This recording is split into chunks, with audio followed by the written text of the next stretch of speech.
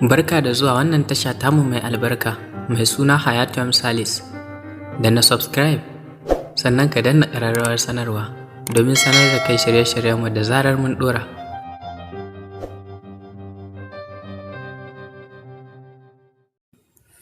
Tauraruwa ta musamman, ma'abociya ado, ma'abociya kyawun kallo a cikin taurarin duniya.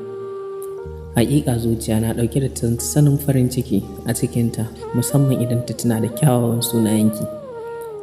Haƙiƙa rayuwata nakan niyyar sadaukar da ita ne wake da kuma farin cikinki gabaki ɗaya.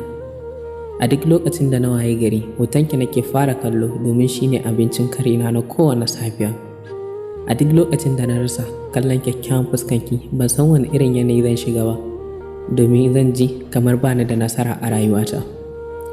Ke ce kaɗai sunanki wanda nake ambata domin zuciyata ta yi sanyi. Ko ina cikin ɓacin rai, hotonki kaɗai nake kalla domin cikar farin cikina. Ina son ki shine abin ambatona na kowane lokaci. Ki daure ki min izini, ni ma in zamo ɗaya daga cikin masoyanki na musamman. Ke ce rayuwata a kowane lokaci, kamar yadda rayuwata take taki. Ina son ki shine kalmomin da ba zan daina faɗa miki ba har abada.